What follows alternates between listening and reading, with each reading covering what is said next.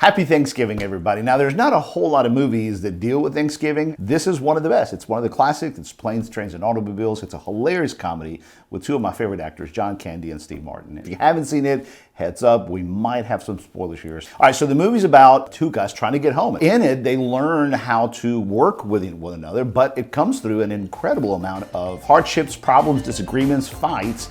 But ultimately, they learn to do the one thing that most people don't learn to do in the work life, and that is become self-aware. And that only comes through disagreement. And that's what the movie brings out really well.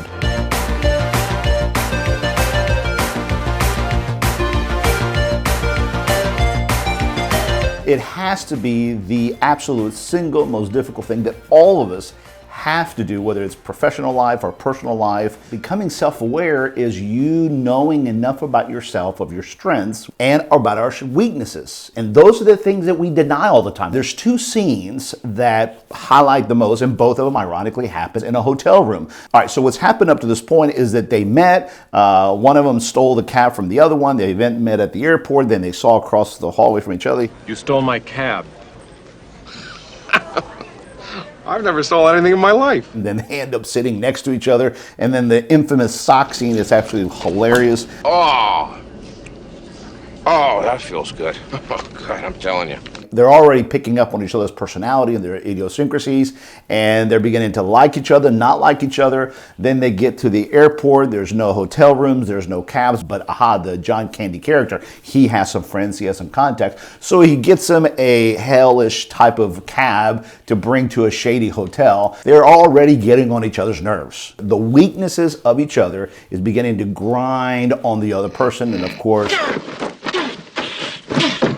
Why? What? what ensues is a level of very strong disagreement where they critique each other's weaknesses and each other's character. The Dale Griffith character receives it. I could tolerate any insurance seminar. For days, I could sit there and listen to them go on and on with a big smile on my face. They'd say, "How can you stand it?" And I'd say, "'Cause I've been with Dale Griffith." And he does do a little bit defending it. You want to hurt me? Go right ahead if it makes you feel any better. But he does it in a very gracious way. And the Steve Martin character can tell you took it. I talk too much. I also listen too much. But I don't like to hurt people's feelings. You're acknowledging that, yes, Well, you think what you want I about am me. that way. And of course, the famous pillow scene. Where's your other hand? Between two pillows. Those aren't pillows. They have to critique each other. They have to go through an enormous amount of disagreements with each other. And they do not run away from that. What do I do that bothers you? I'm just curious. There's lots of things. Name one. Why don't you There's name quite one? a few things. You want me to name one? Yeah. Critique graciously. Listen to each other graciously. Learn from each other of the idiosyncrasies that you bring to the table and say, okay, I see what you're saying. When am I ever going to wake up?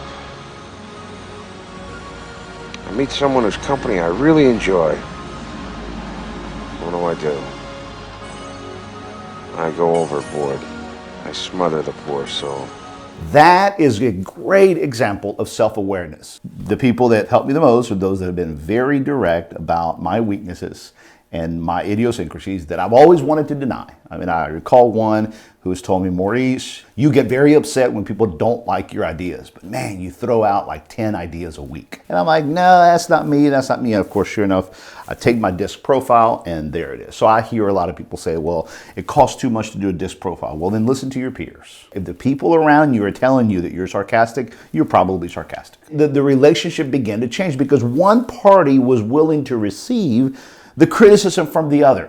I've been spending too much time away from home. I haven't been home in years. They begin to really respect each other and collaborate with each other really well because they're listening to each other. And then comes in the second hotel scene. And you can just tell it's a totally different relationship. All I'm going to have around here to prove that I was here was some shower curtain rings that didn't fall down. Great legacy, huh? At the very least, the absolute minimum. You've got a woman you love to grow old with, right? The role of the manager is to help teams get to that second hotel room scene where they're talking and respecting one another. But the trap that we as managers often do is that we want to skip the first conversations. We just tell them, stop arguing, instead of teaching them how to argue professionally, how to argue kindly, and how to be open to one another's criticism. In that last scene, the Steve Martin character thinks, okay, we've arrived, and he thinks back and he says, okay, something's wrong here. And this is probably, of course, the most moving part of the movie. He figured his friend, his colleague, is probably in that train station, because I think I just figured out a major weakness in him, and I have to go back and say, dude, I think I got you figured out. The John Candy character, who was really good at becoming self-aware in the beginning, you realize he hasn't been self-aware at the deepest level of what was driving him. Del, what are you doing here? I don't have a home. Marie's been dead for 8 years.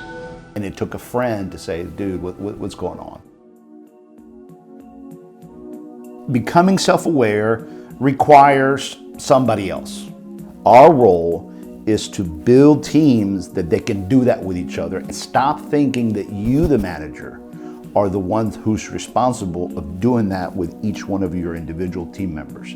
That is a big trap. Help them, teach them how to critique one another, how to collaborate by having to have those tough self-awareness discussions. Stop saying things like, stop arguing. Y'all just need to get along. Those things don't help. That's just you basically just washing your hands from it. The role of a great manager is the one that facilitates and fosters and builds a team where they can do that with each other. It takes individuals to critique us, disagreements. That is what helps us get to self-awareness. And then self-awareness builds trust.